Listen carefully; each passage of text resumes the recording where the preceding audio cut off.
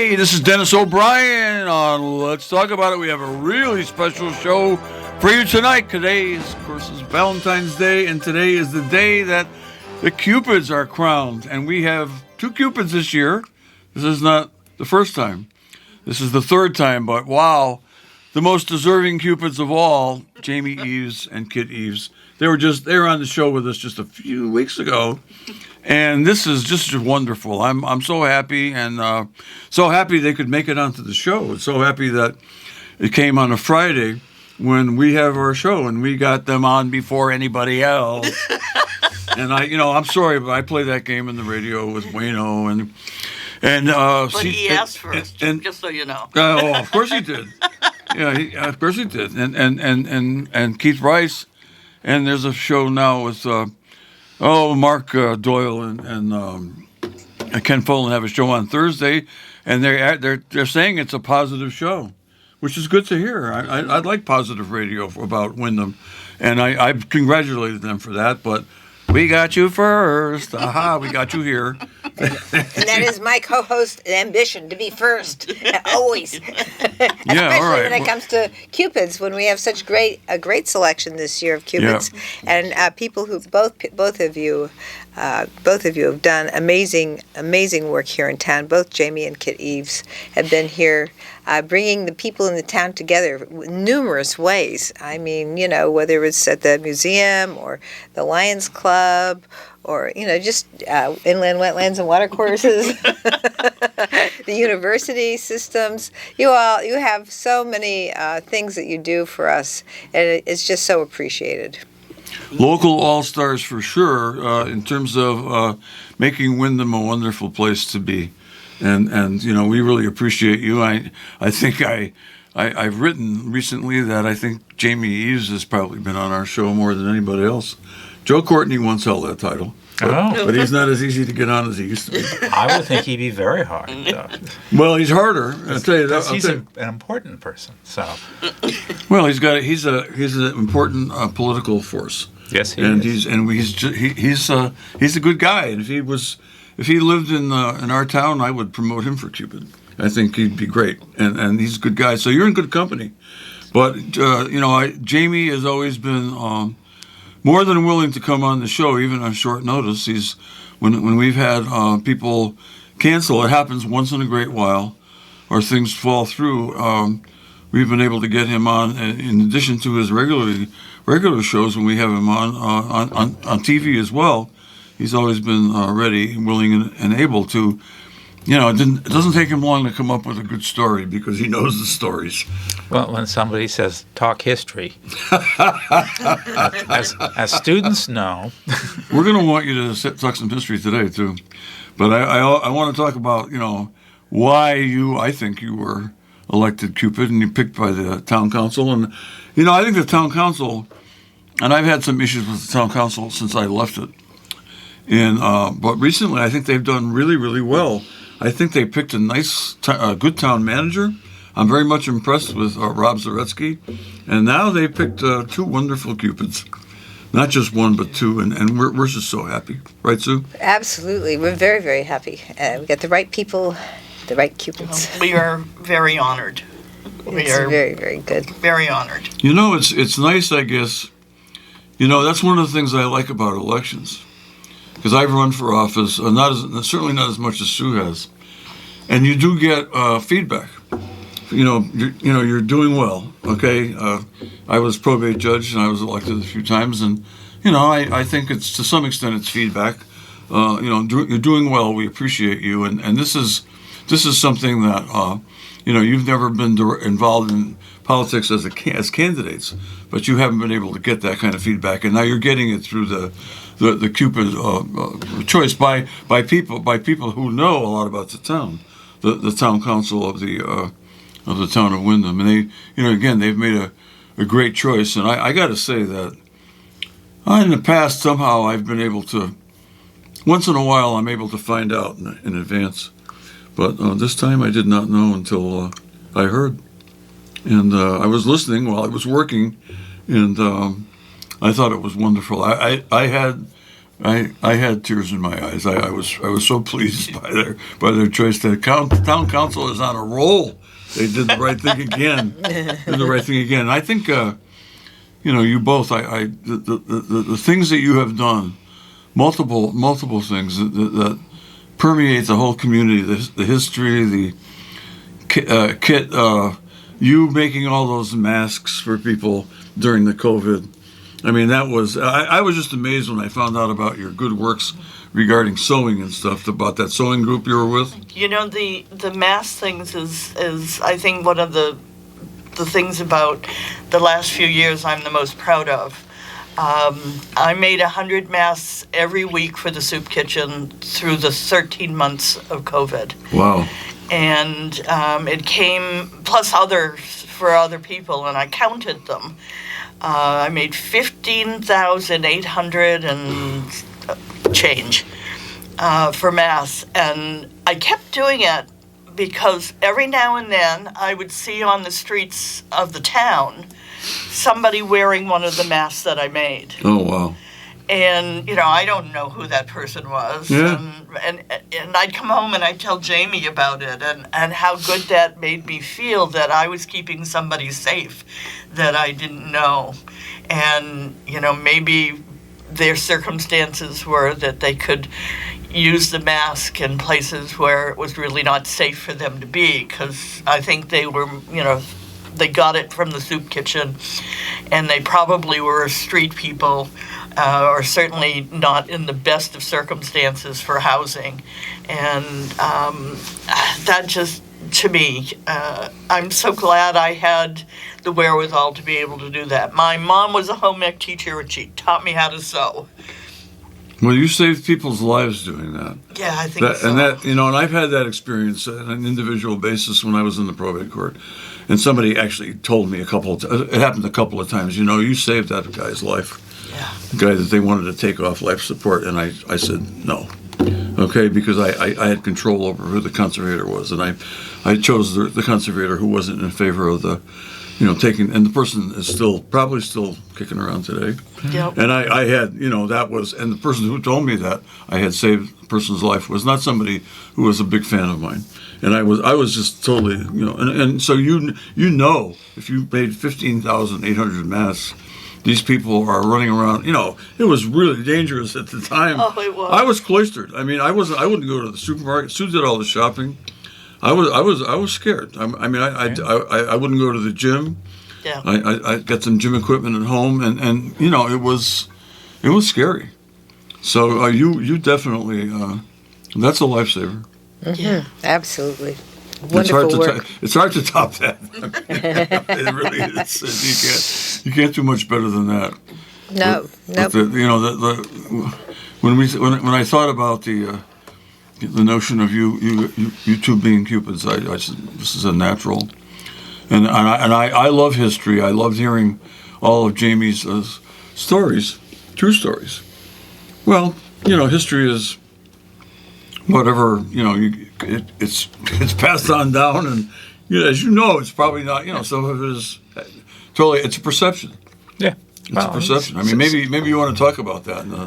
Some of it is data, and some of it's interpretation. Sure. And so it's actually when I have college freshmen, we actually have to talk about it. So it's the first lesson we do, data, interpretation, and opinion. Yeah. And interpretation is opinion, but it's opinion backed up by evidence. Yeah. The same way scientific theory is. Scientific theory is not just your opinion about something scientific. Right. You got to have evidence for it.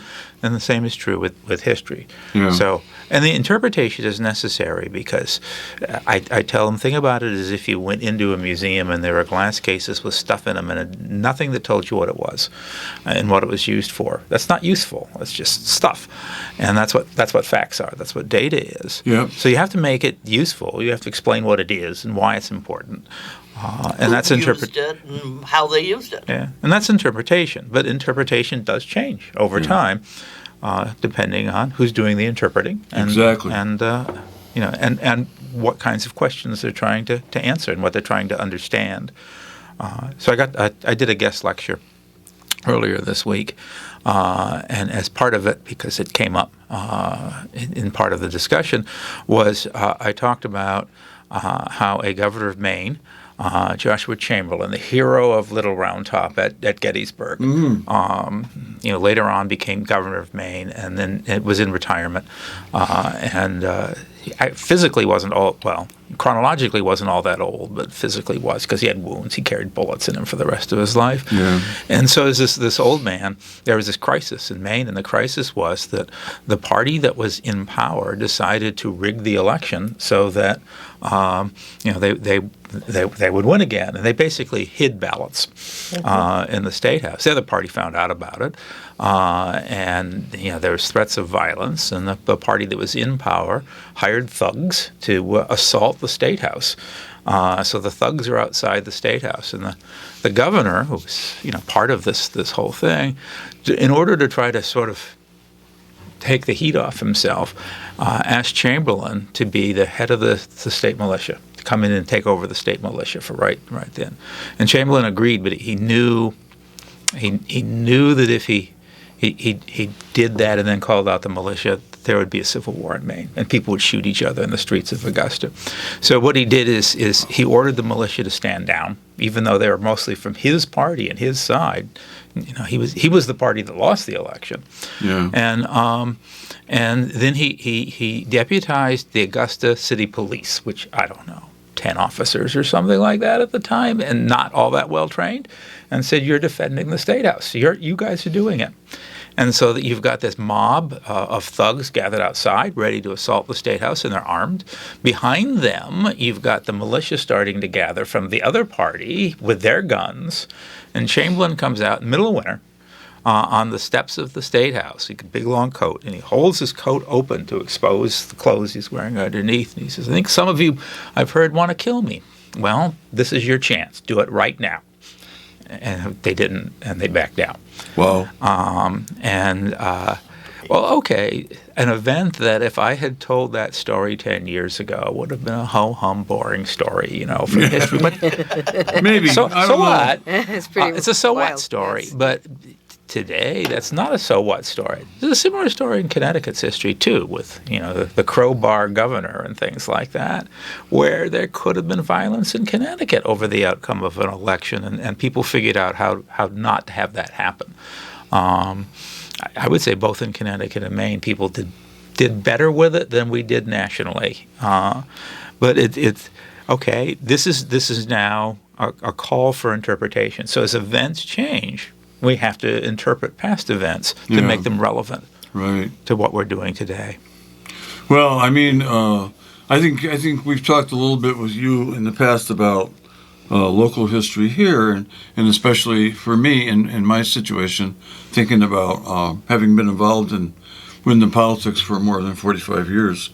I've been through some local situations that were I thought interesting.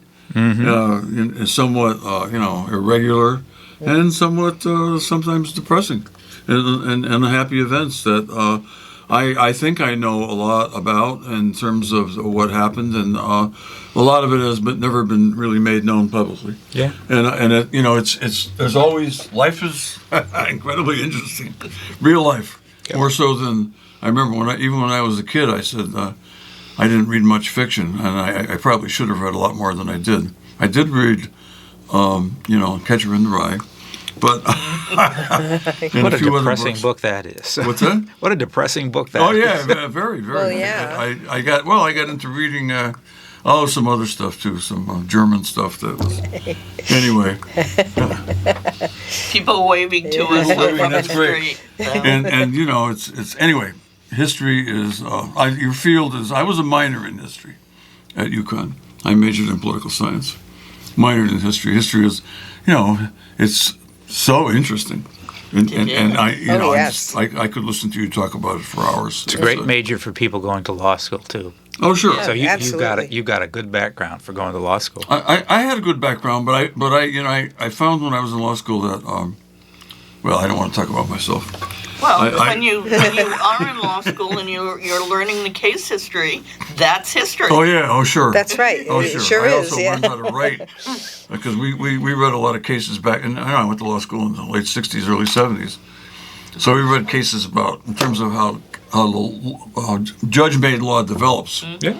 There are certain strains of judge-made law that go on for years and years and years in certain places, and they pick out cases like that and put it in a textbook to teach you how the law evolves. Yep. And a lot of it was from the South, and so you end up as a law student. You end up coming out of law school and you're writing sort of like a Southern judge from 1923, and then you have to come back down to earth and simplify your writing. Yeah. I've said that before in the air. It's not the first time I've said it. Anyway, I think the history is such a important part of my hometown, my birth town of New Britain, because of the many different ethnic groups there, and how they came together, and also here. And I think what you've done with the museum, you and others, especially you, to my way of thinking, over the years was, to let us all teach us all about other ethnic groups that have played an important role in the history of this town, and continue to play a role in this. The history goes even further into the future. Sure. I think that's wonderful. I will say, and I want to say this often about the museum. The museum succeeds as a team. Yeah. And Get it isn't just me doing something. I told people at an event not long ago that I was awfully lucky as a director that I had the very best partner you could have in Bev York. Yes. So it's been a terrific team that's been done there. Kit's part of that team over the years, and that's the success of the museum. That it's a group of people working together to achieve important things. I just want to say one thing about that before I forget. That I always advertise the show on Facebook. And I got a lot of response for the show. So there's a lot of people out there listening. But one person who responded it was actually, I put it on the Shabu website as well. Okay. I try. Sure. I try to go all over the place. Yeah. I want people to listen. That's a good one too. It is a good one, and Tom Beardsley responded. No kidding. With a big thumbs up Yeah. about you Very two nice. being Cupids and being on the show. Yeah, Tom was, really important to developing a local history community here. Yeah. Yeah. I had to get that in before I'm going to let Susan say something. Oh, thank you, Dennis. Oh, come on. Let's not. No. That's wonderful. Anyway, You're welcome, Susan. I just wanted to follow up on Dennis's remark, because I think that when you have all the different ethnic groups we have here, and we learn about the history, we understand who we are as a community, and it brings us together. And I've always felt that the work that you do, Jamie, and the work that Kit does at the museum helps everybody understand who we are as a community and who we are as a region, because the region was a great economic development creator, and a lot of what's here today is because of the different ethnic groups that came through here, and understanding that is really an important thing. 24 different nationalities Yes. came to Willimantic in order to have jobs and make their lives better for themselves and their families. And we are a melting pot. Yeah. I just want to give you praise for that, and I think that's one of the reasons that I think that we do so well here, and Yes. I think it as a community, and we can continue to build on that, and it's one of the things I think WILI is doing is they want to make sure that we try and get back some of the sense of community, because when the mills went away and when a lot of the economic power left here, we kind of didn't have that same ability. But with the museum, with the WILI working to have more community people here do these talk shows, it's another way for us to Absolutely. create a community sense. Absolutely, yes. Okay, and I know Jamie Eves and Kit Eves recognize that because they've always been more than willing to appear on the show because they understand the importance of the local radio shows. And I'm sure you'll be on the Wayne Norman Show next week, and probably with Keith Price. You're going to be in great demand, and you asked for it, and you're getting it. This actually has been a great week for our whole family. Yeah. Our son, who owns All Sleep, his business just had its 50th anniversary, and Right. that was a big deal. And our daughter-in-law Karen is the director of the play at the Burton Levitt Theater, and that's Pride and Prejudice. It's going on at 7:30 tonight, tomorrow, and Sunday. Sunday is 2:00 and 6:30. 6:30, And I 6:30. know there are seats available at the 6:30 showing because I went to sign up for ours and I saw there were empty ones there. So So that's where we should go then. that would be a good time to go. They added that one late, so that's why Because of there's the- empty seats because to of the snow make that up they for had snow last week. days. Yeah. So for our family, this has been a big deal week for us. Right. Well, it just goes to show, as parents, as leaders, you created a family that is really active in the community and doing great things all the way around. So it's wonderful. This is Susan Johnson. I'm here with my co-host Dennis O'Brien and our Cupids, Jamie and Kit Eves, and we will be right back after these messages. Goes to the Capitol. Welcome back, everyone. This is Susan Johnson. I'm here with my co-host Dennis O'Brien and our very special guest this evening on Cupid Friday the 14th. We have Jamie Eves and Kit Eves. Both were nominated and chosen as Cupids for Romantic Willimantic Day, and we're very, very happy to have the dual Cupids here.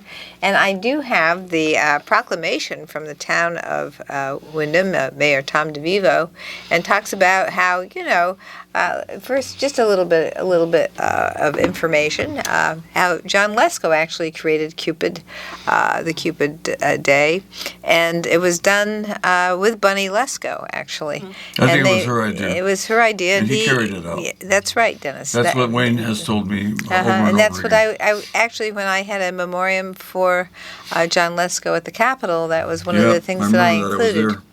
And I actually presented that to the rest of the House and the Senate, who joined us as well. That was a great day. Yeah, but they do both. Jamie and Kit have promoted a wonderful image for Windham, and that's why they're dual recipients this year. All the work that they've done in the museum, all the work that they have done telling our community about its history, bringing us together with the information that helps everybody understand where they are and who they are. And, of course, working with the Lions Club. And Dennis and I are both Lions as well. And the Lions Club is really a club that takes care of people. And Kit has really done a great deal of work, and so has Jamie, with respect to the Lions Club. Helping us out with the No Free Shelter, the Soup Kitchen, and the other local nonprofit organizations that really do the job that this town works so hard to address the needs of people who don't have a place to live, who don't have enough food. These are the things that Kit and Jamie have been doing all these years, and they're just wonderful people, and so I'm very, very pleased and honored that you're here with us today. And so that's a little summary of what the proclamation from the town of Windham said. But I just wanted to, review that as well, because it does kind of cover everything. And I know that you're out there every year when the No Free Shelter opens, working with the Lions Club to help us out, to raise some money so that they can get a good start in the winter. It's the No Free Shelter has a new name. It's now called Project Hope, and it's going to be open throughout the year, not just during the winter. Part of it is because of their new place; they can do that. The shelter offers counseling. It offers things that people need. If you're on the street, you probably don't have a toothbrush. You don't necessarily have more than a couple of pairs of socks, maybe a couple of pairs of pants and a couple of shirts. It's a way, you certainly don't have dishes for your house. where you can cook and eat off of a plate. So it's a place for people to go, and when you put together the good work that WAME does, the Windham Area Interfaith Ministry in town, where people donate those types of things there, it means that eventually people can get housed. And so the No Free Shelter collects soap and toothbrushes and toothpastes and laundry detergents and things like that, toilet paper, we all need things like that to help get people housed. And they're just, a wonderful way that this community works together. The Soup Kitchen feeds people. WAME helps get clothes and furniture for folks, and No Freeze keeps people warm and then gets them the necessary counseling, helps people get their IDs so that they can get the benefits and have an address where people can send those benefits. Mm-hmm. And it's a great thing, and you really do a good job of coordinating that. You also work to coordinate in the winter to help raise some money for the museum with the wrapping program.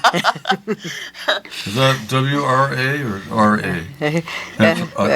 I'm just trying to be a wise guy. Trying?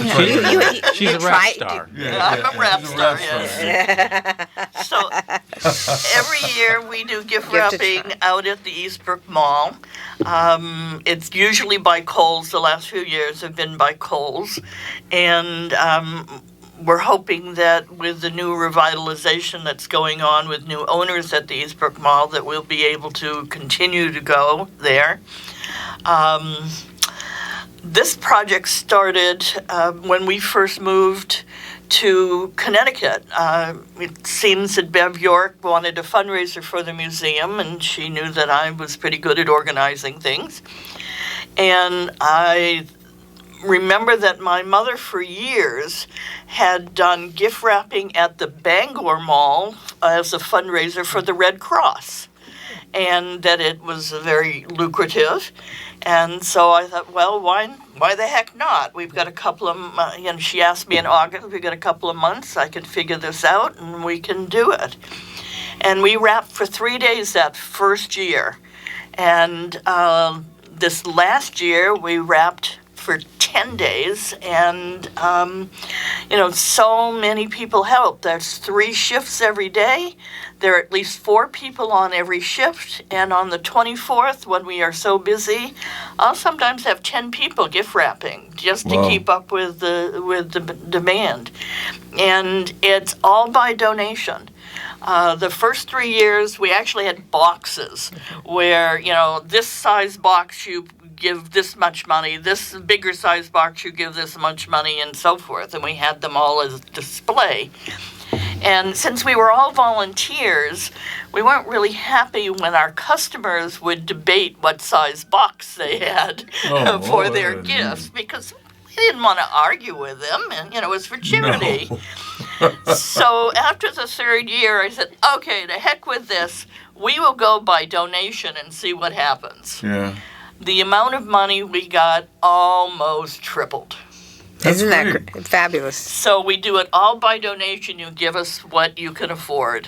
So that means that a little kid who's down to their last quarter because they're buying mom's present, we will wrap their present just as nicely for a quarter as the gentleman who's buying his engagement ring to ask his hopefully fiance this tiny little package who will give us $50. Yeah, it's a wonderful thing. You say, "Oh, this is for the museum," and people. Because I've been there, I've wrapped. And the last couple of years, we've done this also with the Lions Club. So half the money has gone to the museum, and half the money has gone to the Lions Club charities. Right. In the charity account, 100% of everything we raise when we do a charity event, like a pancake breakfast or a wine tasting or this gift wrapping or some other thing, the No Freeze event, 100% of that goes to the charity that we say it's going to go to. It's a wonderful thing. That's wonderful, yeah. Absolutely. Very, very good. So, yeah, I wanted to touch base with Jamie, too, about some of your vision for other historical projects you're working on. So a big thing that I could come back actually and do an entire show on. We do love that. We love if you would, we will have you. But I'll give you a preview. Okay, great. It is that we have wanted for a long time to redesign our main exhibit room, the Bev York room, and to take half of that room for an introductory exhibit to the museum and an introductory exhibit to the idea of the Industrial Revolution and what it meant in the state of Connecticut. And that would put the rest of the museum in the context, but would also be more modern, with more modern museum types of things, a lot more technology in it and things like that. And we have the funds to be able to do that now. So we're moving ahead with that. We have sort of temporary exhibits in the entire room right now, but we will be changing over pieces of it as we create this over the coming months. And a part of the room will be left aside for temporary exhibits. The temporary exhibit, that one of them that's there now, that'll be there until summer, has sad irons. And so people are asking me, why were those irons so sad? Yes. This sad iron is a solid iron, flat iron is what it is. And sad actually is an older English term meaning solid. They're solid irons is what it means. And somebody gave us a whole bunch of those at the Mill Museum. It was back during COVID. We have several dozen of them. And so we are actually doing some restoration work on them, taking some of the rust off and things like that, and putting those on exhibit. But we're going to be telling a story for the rest of it, and the story of why did the Industrial Revolution happen, how did it change everything, including a section on labor and management. We're told by our friends in the union movement that we're the closest thing to a labor museum that Connecticut has. So there's going to be that. And then at the very end of it, as you walk through it, deindustrialization. Why did it all go away? And what happened to it? So it is to create a context, not just for us, but for all the other small museums in Connecticut that do similar stories. So unlike places like New York, which have giant, huge mega museums, Massachusetts, Boston, and New York City have these great big things. Connecticut has a few large museums, but it mostly is a whole bunch of real small ones. That's Connecticut. And Connecticut does not have any large cities. Well, that's it. That's part of it. And so you can travel around the state visiting multiple museums and getting different experiences and things like that. And so what we want to do is also have you use QR codes to say, well, okay, go to the Clock Museum to learn more about this, or the Industrial Museum in New Britain, or places like that. There's a museum in Meriden that's industrial based, to send people to other places so that that because we can connect virtually, and that's the future of museums is more virtual kinds of things. That's what the younger generation is used to. It's what they want. It's the way that they're going to learn. So I'm excited about all of that at the museum. And this is sort of happening with the new director. This is part of his vision. Aaron, whose last name I've never been able to pronounce, so I'm sorry, Aaron. Skarzensky. Okay, and it's wonderful to have new ideas and ways to go, and he's doing a good job. This is really wonderful to hear this, because one of the things that I have been, as a legislator, thinking of is how the economy changes from one type of economic development to the next. And of course, we went from farming to the Industrial Revolution, and people not, doing as much farming, and then moving away as we moved through the Reagan administration and the deindustrialization, the GATT and NAFTA treaties, and those kinds of things. Those are the things that are really fascinating in terms of what happened to all of the industrial areas in the United States of America, and how the urban areas that had a great infrastructure were actually, left with an inability really to keep up the regular payments for that once the industrial GATT and NAFTA treaty allowed and the tax system changed to move some of the industry down to different parts of the country or to overseas. And so the reality is we need to plan for the post-industrial present is what we need to do, and history is useful in doing that. It tells us where we are and how we got there, and it lets us know what we're not going to go back to. Because recreating the industrial past is not feasible. Even if we wanted to do that, that's not going to happen. So how do we take advantage of that? And town of Windham has been moving in that direction. They've done this, as you know, because you've been involved with it, to rebuild the economy based on culture, education, medicine. Ed and meds is the term that often gets used. Oh, I like that. I like that too. It rhymes. So this is the stuff that your career has been on. You've talked to me so many times about those issues, and that's whether we want to go in that direction or not. That's the direction we're going to go, and that opens opportunities, for towns, for the former industrial suburbs. So it's not to be Pittsburgh. It's to be Homestead. What does Homestead do? And Homestead didn't do very well, and East St. Louis didn't do very well. That's us. That's the industrial suburbs, not the central cities. Our central city is Hartford, and it's going to go in a certain direction, but we can't go in that direction. But there are directions we can go in, and models we can follow that are in other places, and that's history is really useful for that. It's excellent for that, and it's really excellent to help people understand and help everybody work in a democracy to help plan the future. Because meds and eds, I like that, or eds and meds.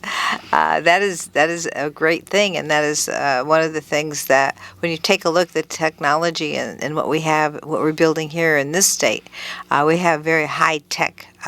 Opportunities here for our students, but it takes a different type of academic background.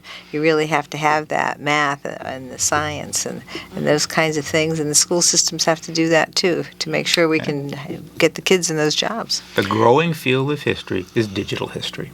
Yeah. That's the growing field. Although, if you haven't been to the Textile Museum in a while, we've had a facelift in the Bev York room. There's a brand new rug on the floor. There's been some painting done. It's brighter and lighter and. Yeah. So that was with an ARPA grant that the town got during COVID. They got a lot of ARPA money, and the museum got some of that. I voted for that. And so that paid for renovation. Yeah, which was desperately needed since the 1980s, since that room had been updated. So looks good. That's wonderful. Well, we have to unfortunately wind down. I want to thank you both for being here, and congratulations on our Cupids. We just adore you, and we're just thrilled that you are the Cupids for this year. We're delighted. We're very happy that you are the Cupids. We're very happy you were able to join us tonight, and we hope to see you many times during the next year as you reigned. That's REIGN, but it's really not raining. But it is a wonderful thing. You're representing something here, representing our town. I was told today I have to go to the lighting of the Christmas tree. I knew I had to be in the parade, but I didn't know I had to go to the lighting of the Christmas tree. You'll have to do a lot of other things too. This is Dennis O'Brien, Susan Johnson, and we're all set with our show. Thank you, Cupids. We'll be back next week with another great show.